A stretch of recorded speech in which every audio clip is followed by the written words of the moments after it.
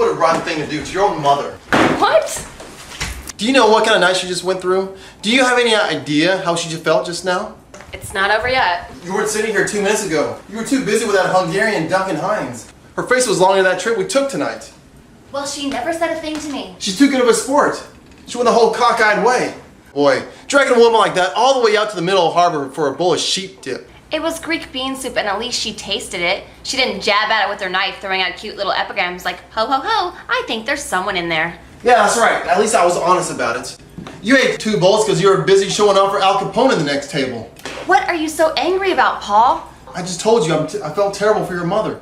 Why? Where is she at this very minute? Alone with probably one of the most attractive men she's ever met? Don't tell me that doesn't beat the hell out of hair curlers and the Late Late Show. Oh, I can just hear it now with sparkling conversation. He's probably telling her about a chicken cacciatore he once cooked for the High Lama in Tibet, and she's sitting there popping pink pills in her mouth.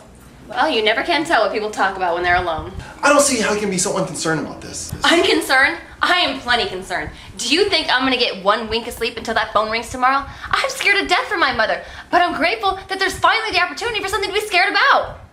What I'm really concerned about is you. Me? I'm beginning to wonder if you're capable of having a good time. Why? Because I like to wear my gloves in the winter? No, because there isn't the least bit of adventure in you. You know what you are? You're a watcher. There are watchers in this world, and there are doers. And the watchers sit around watching the doers do. Well, tonight you watched, and I did. Yeah? It was harder for me to watch what you did than it was for you to do what I was watching. You won't let your hair down for a minute. I mean, you couldn't even relax for 1 night. Boy, Paul, sometimes you act like a, Stuffed shirt? I didn't say that. That's what you're implying? No, that's what you're anticipating. I never said you're a stuffed shirt.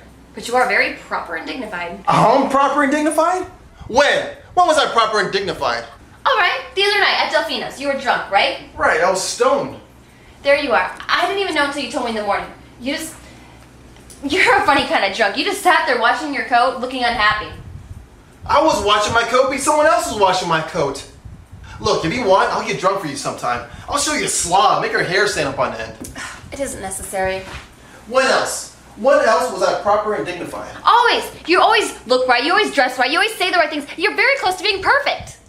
That's a rotten thing to say. I've never even seen you without a jacket. I always feel like such a slob compared to you. I mean, before we were married, I was sure you slept in a tie. Oh, no, just for very formal sleeps. You can't even walk into the candy store and ask the lady for a Tootsie Roll. You have to walk up to the counter, point and say, I'll have that thing in the brown and white wrapper. That's ridiculous. Exactly. And you're not. That's just the point. Okay. Like the other night, you would not walk barefoot with me in Washington Square Park. Why not? A very simple answer. It was 17 degrees. Exactly. That's very sensible. That's very logical. Except it isn't any fun. Okay, you know what? Maybe I am a little bit too proper and dignified for you. Maybe you'll be happy with someone more colorful and flamboyant. Like the geek. Well, they'd be a lot more laughs than a stuffed shirt. Oh, I thought you said I wasn't. Well, you are now. I'm not gonna listen to this. I'm not gonna listen to this. I have a case in court in the morning. Where are you going? To sleep. Now? How can you go to sleep now? I'm gonna close my eyes and count Kenichis. Good night. You can't go to sleep now. We're in the middle of a fight. Well, you had the fight. And when you're through, turn off the lights. Oh, this gets me insane. You can even control your emotions. Look, Corey, I'm just as upset as you are. But when I get hungry, I eat. When I get tired, I sleep. You ain't sleep too. Don't deny it. I've seen you. Not in the middle of a crisis. What crisis? We're just yelling a little. You don't consider this a crisis? Our whole marriage hangs in the balance. It does? When did this happen? Just now. It is suddenly very clear to me that you and I have absolutely nothing in common. Why? Because I won't walk barefoot in the park in winter? You haven't got a case, Corey. Adultery, yes. Cold feet, no. Don't oversimplify this. I am angry. Can't you see that? Oh! Corey, it is 2:15 in the morning. If I can fall asleep in about half an hour, I can get about 5 hours sleep. I'll call you from court tomorrow. We can argue over the phone. You will not go to sleep. You will stay here and fight to save our marriage. If our marriage hinges on breathing fish balls and poof la poof pie, then it's not worth saving. I am now going to crawl into a tiny little single bed. If you care to join me, we'll be sleeping from left to right tonight. You want to discuss it? You're afraid to discuss it? I married a coward! Corey, would you bring in a pill? The closet's dripping. Oh, I hate you! I hate you! I really, really hate you! Look, Corey, there's one thing I learned in court. Be careful when you're tired and angry. You may say something you soon regret. I am now tired and angry. And a coward! And now I will say something I will soon regret. Maybe you're right. Maybe we have nothing in common. Maybe love isn't enough. Maybe two people have to get more than just a blood test. Maybe two people have to get tested for common sense, understanding, and emotional maturity. Alright, well why don't you get that passed by the Supreme Court? Only those couples bearing a letter from their psychiatrist proving that they're well adjusted will be permitted to be married. Oh, you're ridiculous. You're impossible. You belong in a nursery school. Well, it'd be a lot more fun than the home for the fuddy duddies! Okay, Corey, let's not get... Don't touch me! Don't touch me! Don't come near me ever again! Corey, now wait a minute. I can't even be in the same room. I don't want you near me. Ever again. Why? And not when you feel this way. When I feel what way? The way you feel about me. Corey, you're hysterical. I am not hysterical. It is no good between us, Paul, and it never will be again. Holy cow. I don't want to cry. I'm sorry. I don't want to cry. Oh, for Pete's sake, cry. Just go ahead. Don't tell me when to cry. I will cry when I want to cry. And I'm not going to have my cry until you're out of this apartment. What do you mean out of this apartment? Well, you certainly don't think we're going to live here after tonight, do you? Are you serious? Of course I'm serious. I want a divorce. A divorce? What? I'm sorry, Paul. I can't discuss it. Where are you going? To bed. You can't, not now. You did before. That was in the middle of a fight. This is the middle of a divorce. I can't talk to you when you're hysterical. Good night, Paul. Corey, will you come back here? I want to know why you want a divorce. I told you why. Because you and I have absolutely nothing in common. What about the 6 days at the plaza? 6 days does not a week make. What does that mean? I don't know what it means. I just want a divorce. You know, I think you really mean it. I do. You mean to tell me every time we have a fight, you're going to want a divorce? There isn't going to be any more little fights, Paul. This is it. The end. Good night. Corey, you mean to tell me? Will you come back here? Why? Because I don't want to yell. Afraid the crazy neighbors will hear us?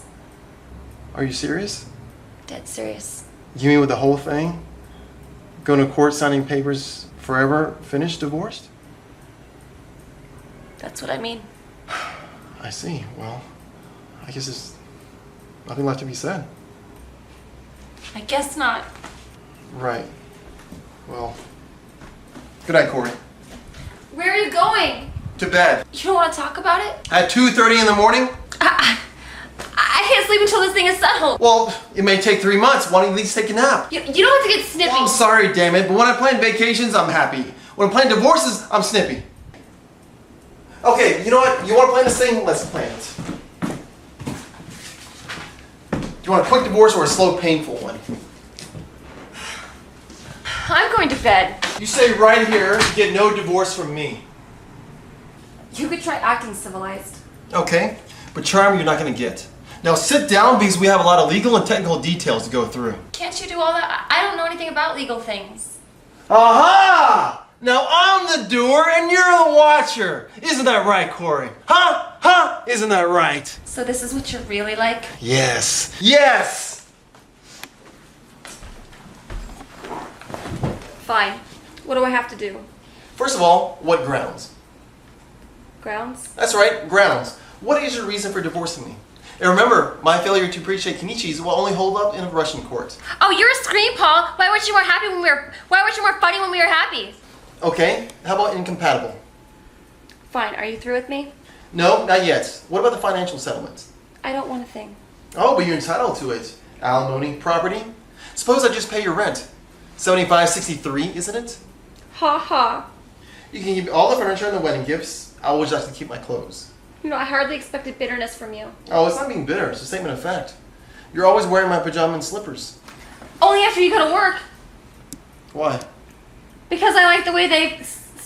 You know what? Forget it. I will sign over your slippers and pajamas. If you like, you can visit them once a month. Now that's bitter. You're damn right it is. You have no right to be bitter. Don't tell me when to be bitter. You know what? Things just didn't work out. They sure as hell didn't. You can't say that we didn't try. Almost 2 whole weeks.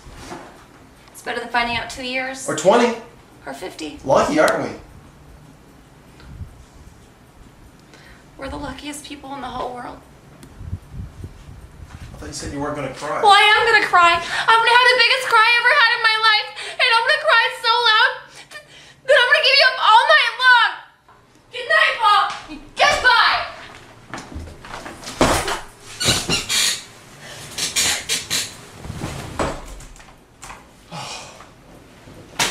Corey. Corey.